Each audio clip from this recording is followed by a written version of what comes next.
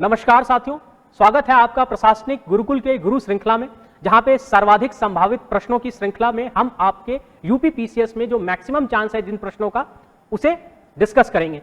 तो question number 1, links U2 system एक स्वदेशी रूप से विकसित naval gun fire control system है।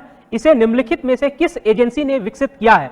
आपके ऑप्शन है DRDO, Bharat electronics limited, BEL, ISRO, HAL। सही जवाब है बेल। इसे मैंने हिंदी और इंग्लिश में इसलिए लिखा है क्योंकि ये टेक्निकल है, तो थोड़ा सा आपको एग्जामिनेशन में कंफ्यूजन होगा, इसलिए मैंने जहां जहां टेक्निकल क्वेश्चन पूछा हूं वहां हिंदी इंग्लिश में लिख दिया हूं। बढ़ते हैं प्रश्न संख्या 2 पर। टोरस स्ट्रेट आइलैंडर जनजाति किस देश की मूल निवासी है? ये आपकी समसामयिकी में है, करंट अफेयर्स में है। आपके ऑप्शंस हैं ऑस्ट्रेलिया, कनाडा, संयुक्त राज्य अमेरिका, डी दक्षिण अफ्रीका। आपका सही जवाब है ऑस्ट्रेलिया। अभी ये न्यूज में इसलिए है क्योंकि ऑस्ट्रेलिया की जो वर्तमान की सरकार है उसने निश्चय किया है कि एक रेफरेंडम कराया जाए और जो एबॉर्जिनल्स थे और टॉरेस स्ट्रेट आइलैंडर जो मूल निवासी हैं ऑस्ट्रेलिया के, उन्हें एक परमानेंट रिप्रेजेंटेशन वहां की पार्लियामेंट में मिले, जो नॉमिनल ही हो पर सांकेतिक हो। ठीक है, आप बोर्ड पर देख सकते हैं इस चित्र को, जहां पर दिखाया गया है कि पापुआ न्यू गिनी जो है उसे और ऑस्ट्रेलिया का जो पेनिनसुला है नॉर्थ ईस्टर्न साइड में जो सेपरेट करती है उसे टॉरस स्ट्रेट कहते हैं। ठीक है, तो यह सवाल भी आपके पास आ सकता है। कोरल सी के पास है और इंडियन सी को, ओशन को कनेक्ट कर रहा है, इंडियन ओशन को कनेक्ट कर रहा है। बढ़ते हैं प्रश्न संख्या 3 पर। यूरोपियन अंतरिक्ष एजेंसी के प्रोबा 3 मिशन के संबंध में निम्नलिखित में से कौन सा सही है? पहला कथन, प्रोबा 3 मिशन 2024 में इसरो के PSLV पर लॉन्च किया जाएगा। कथन 2, यह सूर्य के धुंधले करोना और आसपास के वातावरण का अध्ययन करेगा। आपके विकल्प हैं केवल एक, सभी, केवल 2 और दोनों में से कोई नहीं। यहां पर दोनों में से कोई नहीं होगा। ठीक है, कोई नहीं। ठीक है, तो सही जवाब है सभी। ठीक है, आप अगेन यहां पे पॉज कीजिए और इस क्वेश्चन को नोट डाउन कीजिए। यह आपका यूपीएससी में भी आ सकता है और यूपी पीसीएस में भी आ सकता है। बढ़ते हैं प्रश्न संख्या 4 पर। भू राजस्व मूल्यांकन की 10 साला प्रणाली किसके द्वारा शुरू की गई थी? आपके ऑप्शंस हैं शेर शाह सूरी, मोहम्मद बिन तुगलक, अकबर, फिरोज शाह तुगलक। सही जवाब है अकबर। अकबर के राजा टोडरमल द्वारा इस प्रणाली को डेवलप किया गया था 1580 में। इस प्रणाली के अनुसार जमीन को, खेती लायक जमीन को 4 भागों में डिफरेंशिएट किया गया था। पहला था आपका पोलज, जहां पर खेती हर साल होगी। फिर परौती, जिसे हर 1 साल के बाद अगले साल खाली छोड़ा जाएगा ताकि वो अपनी छिन्न उर्वरा शक्ति को वापस ले आए।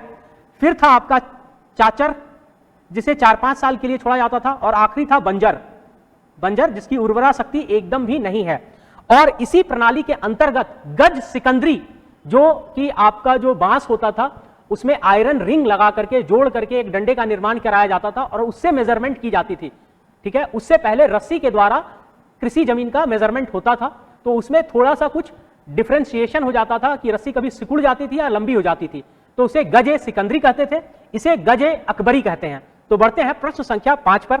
निम्नलिखित में से कौन सा लोक नृत्य बुंदेलखंड क्षेत्र की महिलाओं द्वारा कृष्णाष्टमी पर किया जाता है? आपके ऑप्शन है जोगिन नृत्य, ये तो अवध में किया जाता है और ये रामनवमी पर किया जाता है। ठीक है, राय नृत्य ये बुंदेलखंड में किया जाता है और ये किसी भी बच्चे के जन्म के अवसर पर किया जाता है। कृष्णाष्टमी के दिन कृष्ण जी का जन्म होता है, तो ये राय नृत्य किया जाता है।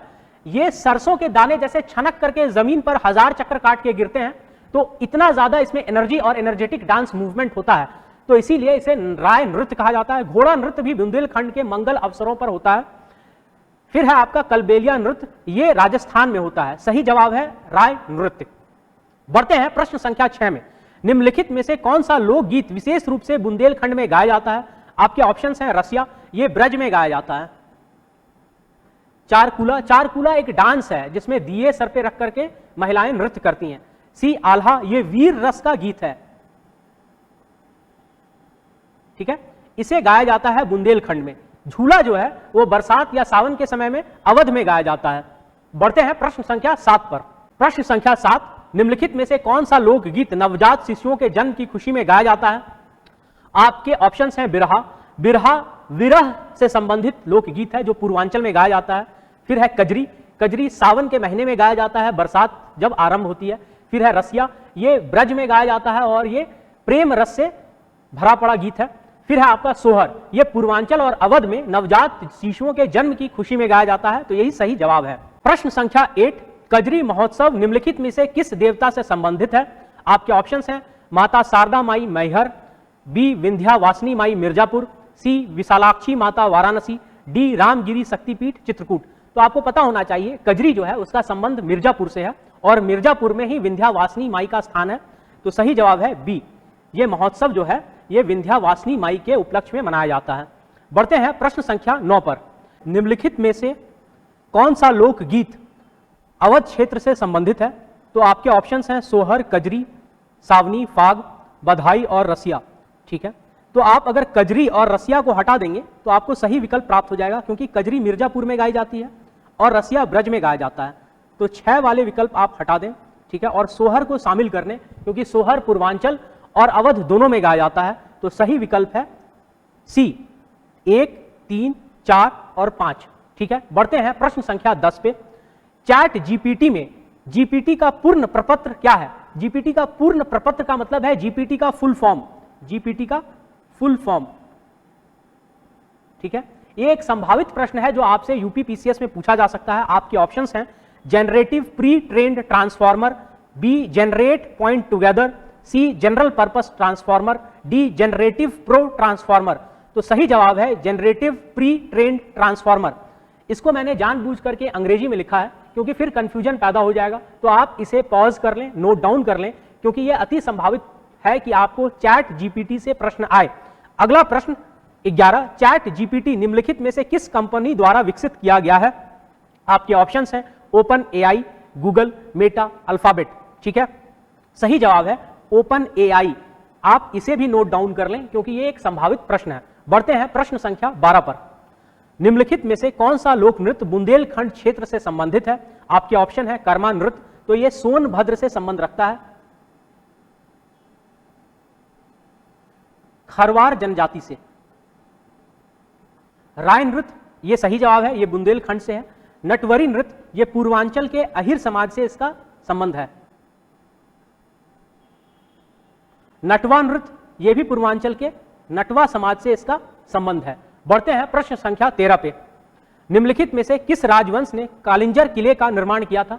कालिंजर किला आपका बांदा में है, ठीक है, जो आपका बुंदेलखंड इलाके में आता है, और यहां पर ही कहा जाता है कि शिव जी ने विष का पान करने के बाद विश्राम किए थे, और कहा जाता है काल का अंत होता है, काल को वो नष्ट करते हैं, काल इंजर।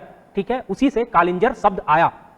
तो सही जवाब है चंदेल राजवंश। बढ़ते हैं प्रश्न संख्या 14 पर। प्रसिद्ध भारत माता मंदिर किस शहर में स्थित है? आपके ऑप्शंस हैं वाराणसी, बी प्रयागराज, सी अयोध्या, डी मेरठ। देखिए, बाबू शिव प्रसाद गुप्त द्वारा 1936 में इसे बनवाया गया है, और इसका जो उद्घाटन था वो महात्मा गांधी के द्वारा कराया गया था। और ये कहां पे है? महात्मा गांधी काशी विद्यापीठ में ही ये मंदिर है।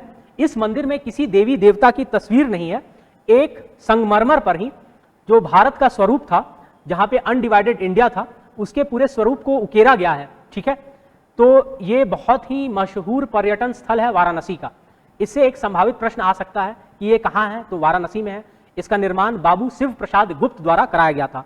आप इसको पॉज कर सकते हैं और नोट डाउन कर सकते हैं, यह एक संभावित प्रश्न है। बढ़ते हैं अगले प्रश्न 15 पर। निम्नलिखित में से किसका प्राचीन नाम महोदया है? आपके ऑप्शन है कन्नौज, कानपुर, मथुरा और अमेठी। सही जवाब है इत्र का शहर कन्नौज। ठीक है, कन्नौज को कनकुब्ज शब्द से भी आया कहा गया है, और इसका पुराना नाम, प्राचीन नाम महोदया भी है। इसके साथ ही हम आपसे मिलते हैं गुरु सीरीज के अगले एपिसोड में। आप हमारे साथ बने रहिए, हमारे ऐप को डाउनलोड कीजिए, YouTube पर हमें लाइक और सब्सक्राइब कीजिए।